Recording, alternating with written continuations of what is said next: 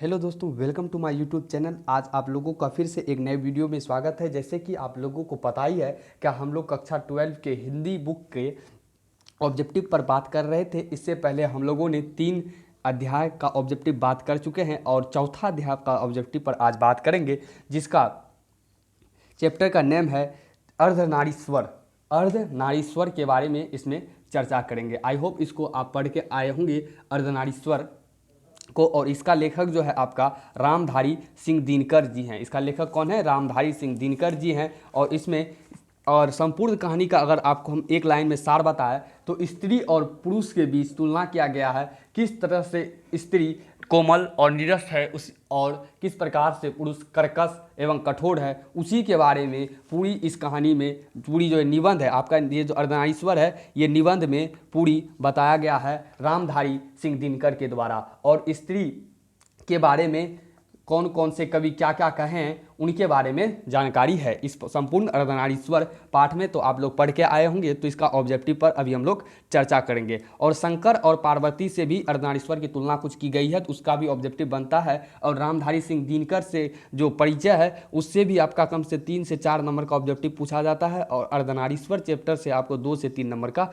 पूछा जाएगा। ये चैप्टर जो है आपका बहुत ही इंपॉर्टेंट है, तो इसी पर आज हम लोग चर्चा करने वाले हैं, इसका ऑब्जेक्टिव पर। आई होप आपको पिछला जो 3 लेक्चर हुआ था उसका ऑब्जेक्टिव हमारे टेलीग्राम लिंक पर मिल गया होगा। जो नए हैं उसको हम बता दें, क्या अगर आपको इस वीडियो का क्या कहते हैं पीडीएफ चाहिए, तो आप मेरा डिस्क्रिप्शन में लिंक दिया गया है, टेलीग्राम को वहाँ से ज्वाइन कर ले तो आपको इसका पीडीएफ मिल जाएगा। तो चलिए बात करते हैं अर्धनारीश्वर चैप्टर। तो अर्धनारीश्वर क्या है, सबसे पहले बात जानिए क्या है। ये आपका निबंध है, ठीक है। और दूसरी बात, इसका लेखक कौन है? रामधारी सिंह दिनकर। कौन सा पाठ निबंध है और कौन सा पाठ कविता है, कौन सा पाठ कहानी है, तो संपूर्ण बुक का आपको हमारा एक वीडियो है, वहाँ आपको एक ट्रिक के माध्यम से वीडियो मिल जाएगा, तो आपको याद हो जाएगा कौन सा निबंध है कौन सा कहानी है, तो जाके उसको देख सकते हैं, ठीक है। तो चलिए फर्स्ट पर चर्चा करते हैं। सबसे पहला सवाल है, क्या अर्धनारीश्वर शंकर पार्वती का कौन सा रूप है? ये आपका फर्स्ट जैसे आप लोग चैप्टर स्टार्टिंग करते हैं उसका फर्स्ट लाइन में ही है,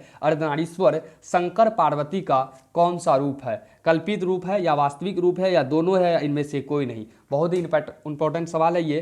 क्या अर्धनारीश्वर शंकर पार्वती का कौन सा रूप है? यानी कि आधा नर और आधा नारी का जो शिव भगवान का रूप है, आप लोग देखे होंगे कई चित्र में आधा नर का और आधा नारी का जो शिव भगवान का शंकर और पार्वती का जो रूप है वो कौन सा रूप है?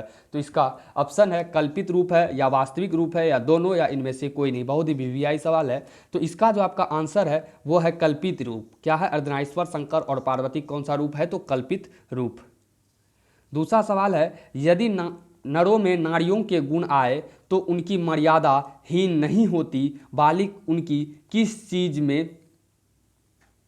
में वृद्धि हो जाती है? किस चीज़ में वृद्धि हो जाती है? यानी कि यदि नर में नारी की गुण आ जाए, नारी का गुण आए तो उनकी मर्यादा हीन नहीं होती, बालिक उनकी किस चीज़ में वृद्धि हो जाती है?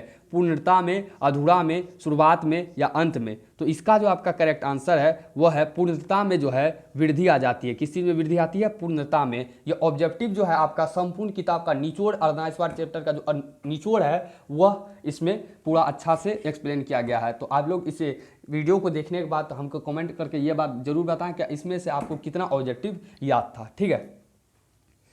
अब बात करते हैं, नंबरिंग गलत हुआ है तो कोई बात नहीं, ध्यान रखेंगे इसको। पुरुष अगर वृक्ष है तो नारी क्या है? तो उसमें जो तुलना किया गया है, पुरुष को अगर वृक्ष से तुलना किया गया है तो नारी को उसमें क्या कहा गया है? वृक्ष, वन, जंगल या लता। तो पुरुष को अगर वृक्ष कहा गया है तो नारी को क्या कहा गया है? आपका वृक्ष कहा गया। क्या कहा गया है? वृक्ष। तो ऑप्शन नंबर इसका 4 जो था करेक्ट आंसर है, ठीक है। नेक्स्ट बात करेंगे, पुरुष अगर स्वयं वृंत बन गया तो नारी को क्या माना? पुरुष अगर जो है स्वयं वृंत बन गया तो नारी को क्या माना है? कली माना, फूल माना या फल या इनमें से कोई नहीं? तो नारी को जो माना ये लोग क्या माना है? कली माना है। पुरुष अपने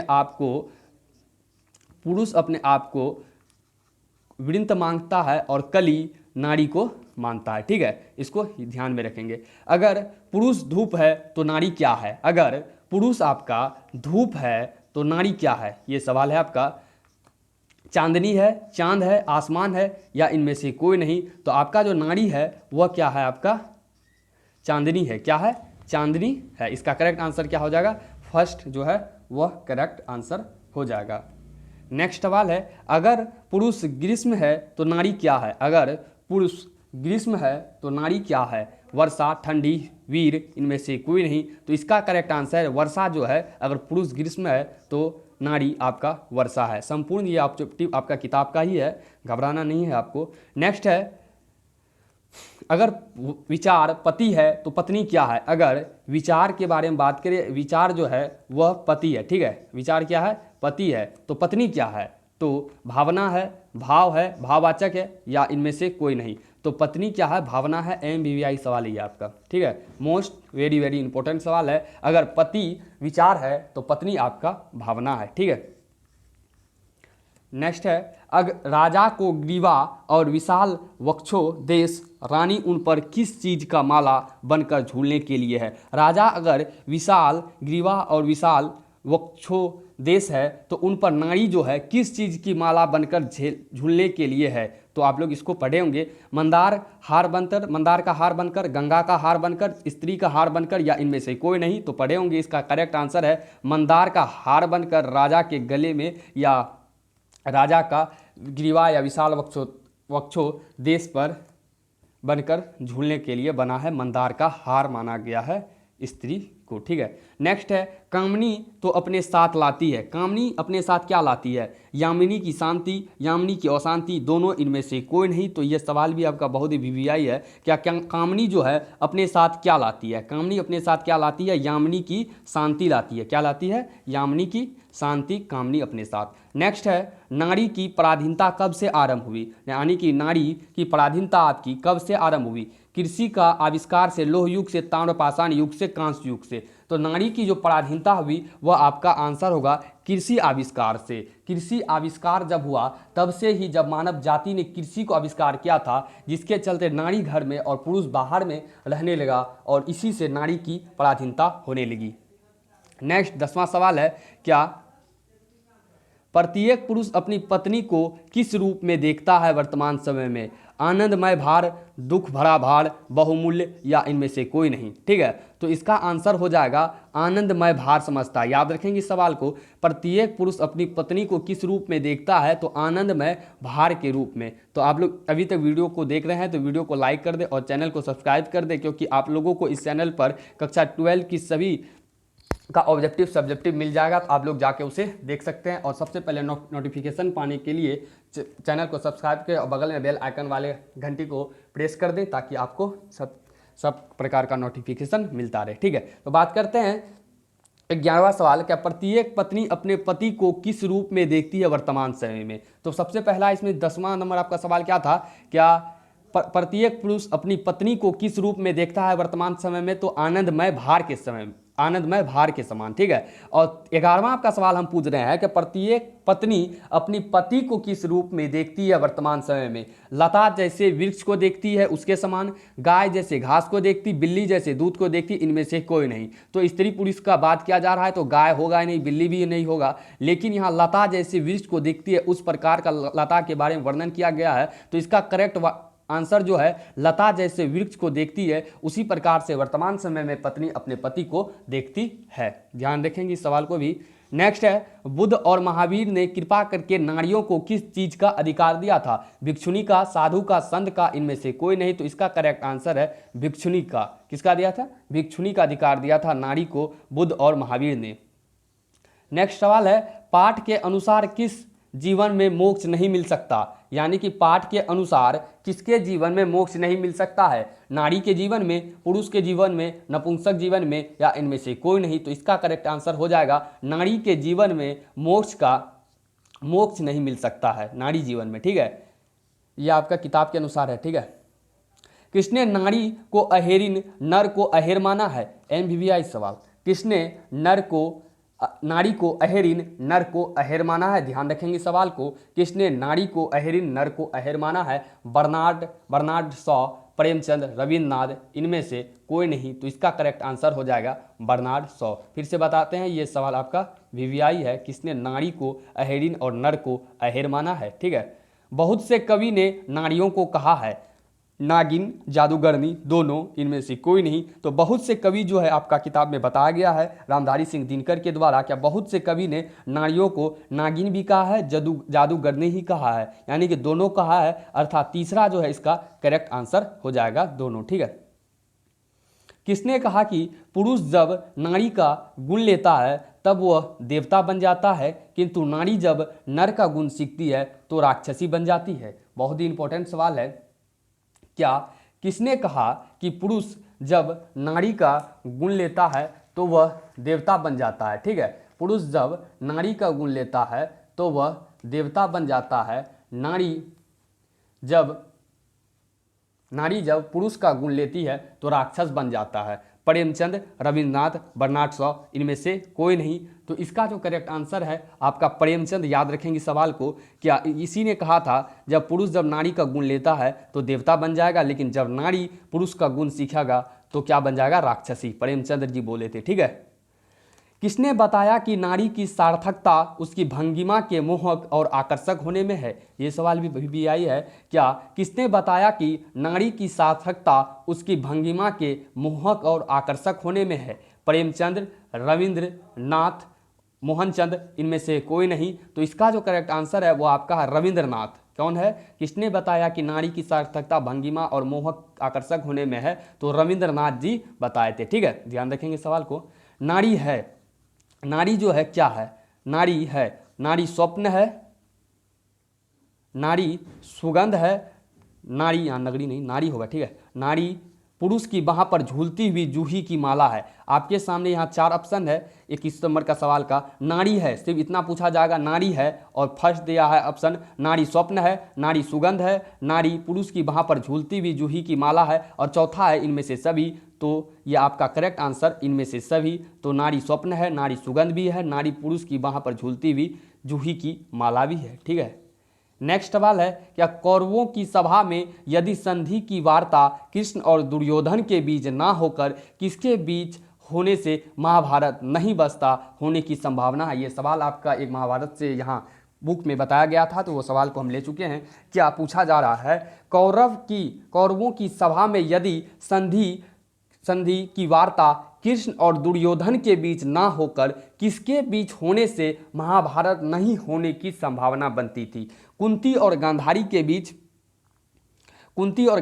बीच, सीता और कौशल्या के बीच, कुंती और कौरव के बीच, कुंती और दुर्योधन के बीच। तो इसका करेक्ट आंसर है क्या कुंती और गांधारी के बीच अगर वार्ता होता तो महाभारत मचने की संभावना कम थी। ठीक है, नेक्स्ट सवाल है, क्या निम्न में से किसने अंतिम दिनों में नारित्व होगा यहाँ, ठीक है ध्यान रखेंगे, नारित्व की भी साधना क्या। इनमें से कुछ महापुरुष का नाम दिया गया है। तो एक महापुरुष के बारे में आपको किताब में बताया गया है, क्या उसने अंतिम दिन जब यानी कि मृत्यु अंतिम दिन जब हुआ था गांधी जी का, तो उसने नारित्व का साधना किया था, यानी कि नारी को गुण को अपनाया था। ठीक है, पंडित नेहरू, राजेंद्र प्रसाद, गांधी जी, इनमें से कोई नहीं। इंपॉर्टेंट सवाल है ये आपका, क्या किसने अंतिम दिनों में नारीत्व का साधना किया था। तो करेक्ट आंसर जो है आपका गांधी जी जो थे वह नारीत्व का साधना किया थे। ठीक है, नेक्स्ट है, गांधी जी की पोती ने गांधी जी पर कौन सा किताब लिखी है। गांधी जी का जो पोती था उसने गांधी जी पर कौन सा किताब लिखा है, किताब के बारे में पूछा जा रहा है।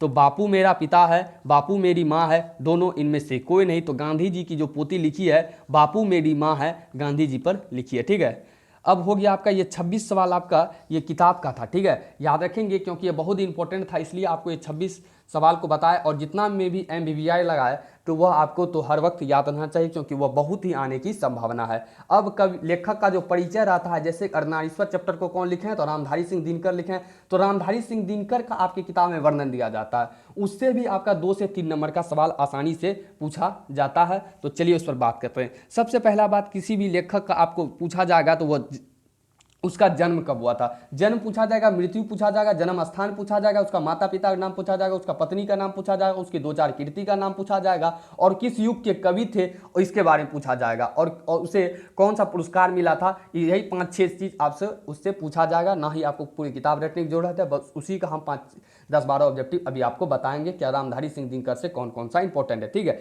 तो सबसे पहला सवाल आ जाता है रामधारी सिंह दिनकर का जन्म कब हुआ था। ठीक है, तो रामधारी सिंह दिनकर का जन्म 23 सितंबर 1608 ईस्वी, 23 सितंबर 1960 ईस्वी, 23 सितंबर 1908 ईस्वी, इनमें से कोई नहीं। 23 सितंबर रामधारी सिंह दिनकर में जितना है वह सही है। ठीक है, लेकिन आपका डेट ऑफ बर्थ जो है इसका 1908 जो है वर्ष का है, वह सही आंसर तीसरा वाला का होगा। 23 सितंबर 1908 रामधारी सिंह दिनकर का जन्म हुआ था। ठीक है, ध्यान रखेंगे। नेक्स्ट है रामधारी सिंह दिनकर की मृत्यु कब हुआ था। रामधारी सिंह दिनकर का जो मृत्यु कब हुआ था, 24 अप्रैल 1974, 24 अप्रैल 1975, 24 अप्रैल 1976, इनमें से कोई नहीं। तो इसका जो करेक्ट आंसर है 24 अप्रैल 1976 ईस्वी को रामधारी सिंह दिनकर जी के मृत्यु हो जाता है। ठीक है, रामधारी सिंह दिनकर का जन्म स्थान कहाँ है, सिमरिया, बेगूसराय, बिहार, इनमें से सभी। तो आपको हम बताए यहाँ का बिहार। ठीक है, बिहार का आपका एक जिला है बेगूसराय, और बेगूसराय का एक गांव है उसका नाम है सिमरिया। ठीक है, तो इसमें आपको सवाल पूछा जा रहा है क्या रामधारी सिंह दिनकर का जन्म स्थान है, सिमरिया भी दे दिए, बेगूसराय भी दे दिए, बिहार ही दे दिए, यानी कि तीनों जगह तो एक ही स्थान पर आता है, अर्थात ये तीनों इसका करेक्ट आंसर होगा। लेकिन उसमें हम ये भी दे दिए हैं इनमें से सभी, तो इसका आपको करेक्ट आंसर मारना है इनमें से सभी, क्योंकि ये तीनों स्थान उसी संबंधित है। अगर उसमें से आपको एक भी ऑप्शन दे सकता है, सिमरिया दे सकता है या बेगूसराय दे सकता है या बिहार दे सकता है, 3 गलत दे देगा। इसलिए आपको हम तीनों को एक ही ऑब्जेक्टिव बता दिए, सिमरिया, बेगूसराय, बिहार, ये तीनों को याद रखना है। तीनों में से कोई दे देगा, रामधारी सिंह दिनकर का जन्म स्थान पूछ लेगा। ठीक है, ध्यान रखेंगे सवाल को। नेक्स्ट है रामधारी सिंह दिनकर के माता पिता का नाम है। इसको हम दोनों ऑब्जेक्टिव 2 ऑब्जेक्टिव बन सकता था, लेकिन हम बनाए नहीं क्योंकि वीडियो ज़्यादा लंबा हो जाता है, इसलिए शॉर्ट बनाने के लिए आपको दोनों को एक ही जगह ले लिए। ठीक है, तो रामधारी सिंह दिनकर के माता पिता का नाम था मनरूप देवी एवं रवि सिंह, पिलीस देवी एवं नवीन सिंह, फूलो देवी एवं रानी मेहता, इनमें से कोई नहीं। तो इसका करेक्ट आंसर हो जाएगा मनरूप देवी एवं रवि सिंह, जो रामधारी सिंह दिनकर के माता पिता का नाम था। नेक्स्ट है रामधारी सिंह दिनकर की पत्नी का क्या नाम था। रामधारी सिंह दिनकर की पत्नी का नाम क्या था, श्यामावती देवी, उनके बाद है मोहिनी देवी, तो इनमें से कोई नहीं। ठीक है, तो वहाँ जो नाम पढ़ेंगे आपको अच्छी प्रकार से याद रखना चाहिए, और प्रोनाउंसिएशन अच्छी प्रकार से आप लोगों को देखना चाहिए किताब में किस प्रकार से लिखना है। देखिए यहाँ कन्फ्यूजन हो जाएगा क्या रामधारी सिंह दिनकर का पत्नी का नाम क्या था, श्यामावती देवी या श्यामावती देवी, दोनों में से एक ही सही है, श्यामावती देवी या श्यामावती देवी। तो इसका करेक्ट आंसर हो जाएगा श्यामावती देवी, इसका करेक्ट आंसर, श्यामावती आपका ये गलत हो जाएगा। ठीक है, तो ध्यान रखेंगे रामधारी सिंह दिनकर की पत्नी का नाम क्या था, श्यामावती देवी। नेक्स्ट है हम लोगों का रामधारी सिंह दिनकर का छात्र सहोदर में पहली कविता कब प्रकाशित हुई। तो रामधारी सिंह दिनकर का एक कविता था छात्र सहोदर में पहली कविता कब प्रकाशित होता है, 1925, 1236, 1936, 1913। तो इसका करेक्ट आंसर है 1925 में छात्र सहोदर में पहली कविता प्रकाशित होती है। ठीक है, रामधारी सिंह दिनकर का 21 वर्ष की अवस्था में पहली कविता पुस्तक प्रकाशित हुआ, यानी कि रामधारी सिंह दिनकर 21 वर्ष की अवस्था में पहली कविता की पुस्तक कौन सा प्रकाशन हुआ था, परनभंग या परनभग और परनभंग, इनमें से कोई नहीं। देखिए प्रोनाउंसिएशन यहाँ भी गलत लिखा गया है, परमभंग, परनभग, परनभंग। तो ये तीनों में आपको याद रखना है कि परनभंग जो था वह इस 21 वर्ष की अवस्था में पहली कविता रामधारी सिंह दिनकर के प्रकाशित हुआ था। रामधारी सिंह दिनकर का पहली कविता पुस्तक था परनभंग, ना कि परमभंग या परनभग। इसका करेक्ट आंसर है परनभंग। जो लिखा रहता है उस पर अच्छी प्रकार से ध्यान रखना है। निम्नलिखित में से कौन सा कीर्ति रामधारी सिंह दिनकर का नहीं है, यानी रामधारी सिंह दिनकर का इनमें से कौन सा कीर्ति नहीं लिखा गया, अर्थात इनमें से चारों में कीर्ति में से कौन सा कीर्ति है जो रामधारी सिंह दिनकर के द्वारा नहीं लिखा गया है। ठीक है, तो इसका फर्स्ट ऑप्शन है रेणुका, हुंकार, रसीमरथी, भक्तमाल। तो इसका करेक्ट आंसर है भक्तमाल, जो है रामधारी सिंह दिनकर के द्वारा नहीं लिखा गया था। तो यह नहीं पूछ रहा है, तो इसका करेक्ट आंसर यही हो जाएगा। ठीक है, नेक्स्ट सवाल है साहित्य अकादमी पुरस्कार रामधारी सिंह दिनकर को किस गद्य की रचना पर मिला? बहुत ही MBBI सवाल और कई बार आपको ये एग्जाम में पूछा गया है, ठीक है। याद रखेंगे, क्या साहित्य अकादमी पुरस्कार रामधारी सिंह दिनकर को किस गद्य की रचना पर मिला? साहित्य अकादमी पुरस्कार, ठीक है। संस्कृति के 4 अध्याय, संस्कृत के 2 अध्याय, संस्कृत के प्रथम अध्याय पर इनमें से कोई नहीं, तो संस्कृत के 4 अध्याय पर रामधारी सिंह दिनकर जी को साहित्य अकादमी का पुरस्कार मिला था। और बहुत ही MBBI सवाल, यानी मोस्ट वेरी इंपॉर्टेंट सवाल है, ठीक है। ध्यान रखेंगे सवाल को। और एक सवाल फिर यहाँ पूरा MBBI सवाल है, ये भी सवाल, क्या रामधारी सिंह दिनकर को उर्वशी पर कौन सा पुरस्कार मिला? एक रचना है उनकी उर्वशी, तो उनकी उर्वशी की रचना पर कौन सा पुरस्कार मिला था? भारतीय ज्ञानपीठ पुरस्कार या भारतीय मारपीठ पुरस्कार, भारतीय रत्न पुरस्कार, इनमें से कोई नहीं। तो इसका करेक्ट आंसर है भारतीय ज्ञानपीठ पुरस्कार। यानी तो इस सवाल को ऐसे पूछा जा सकता है, क्या भारतीय ज्ञानपीठ पुरस्कार रामधारी सिंह दिनकर को किस रचना पर मिला था? तो उर्वशी की रचना पर भारतीय ज्ञानपीठ का पुरस्कार रामधारी सिंह दिनकर को मिला था, ठीक है। नेक्स्ट बात करें, क्या रामधारी सिंह दिनकर किस युग के प्रमुख कवि हैं? रामधारी सिंह दिनकर किस युग के प्रमुख कवि हैं? तो आपको पहले बता चुके हैं किस युग के कवि किस युग के होते हैं, वह भी बहुत ज़्यादा इंपॉर्टेंट होता है। और किस युग के कौन से कवि हैं, इसके लिए भी आपको टिप्स एंड ट्रिक्स के साथ एक वीडियो है हमारा चैनल पर मिल जाएगा, तो आप वहाँ जाके उसे देख सकते हैं, ठीक है। तो रामधारी सिंह दिनकर किस युग के प्रमुख कवि हैं? छायावधोत्तर युग के या आधुनिक युग के, आदिकाल के, या इनमें से कोई नहीं। तो इसका करेक्ट आंसर है छायावधोत्तर युग के रामधारी सिंह दिनकर जी प्रमुख कवि हैं, ठीक है। नेक्स्ट है, रामधारी सिंह दिनकर का प्रस्तुत अर्धनारीश्वर क्या है? इसको हम पहले बता चुके हैं। रामधारी सिंह दिनकर जी का प्रस्तुत अर्धनारीश्वर क्या है? तो आपको पता है, ये आप इसका निबंध है, ठीक है। नेक्स्ट सवाल है, अर्धनारीश्वर भारत का किसका प्रतीक है? अर्धनारीश्वर भारत का किसका प्रतीक है? एक मिथकीय प्रतीक, एक भगवान का रूप, दोनों इनमें से कोई नहीं। तो इस सवाल को आप ध्यान रखेंगे, क्या अर्धनारीश्वर भारत का किसका प्रतीक है? तो एक मिथकीय का प्रतीक है। किसका प्रतीक है? तो इस प्रकार से आज हम लोगों ने अर्धनारीश्वर का फुल ऑब्जेक्टिव 37 ऑब्जेक्टिव पर बात कर चुके हैं। आई होप आप लोगों को ये सेशन ऑब्जेक्टिव का अच्छा लगा होगा, तो वीडियो पर कमेंट करके अवश्य बताएं। तो अब हम लोग नेक्स्ट चैप्टर में बात करेंगे। नेक्स्ट चैप्टर हम लोगों का रोज है, जो सच्चिदानंद हिरानंद वात्सा यज्ञ के द्वारा लिखा गया है। उससे भी कई बार कितना ऑब्जेक्टिव पूछा जा चुका है। तो चैनल पर नए हैं तो वीडियो को लाइक कर दें और वीडियो पर कमेंट तो अवश्य ही करें और वीडियो को सब्सक्राइब कर दें इसी प्रकार के वीडियो पाने के लिए। तो thank you all of you, thanks for watching. मिलते हैं नेक्स्ट वीडियो में नेक्स्ट लेक्चर के साथ।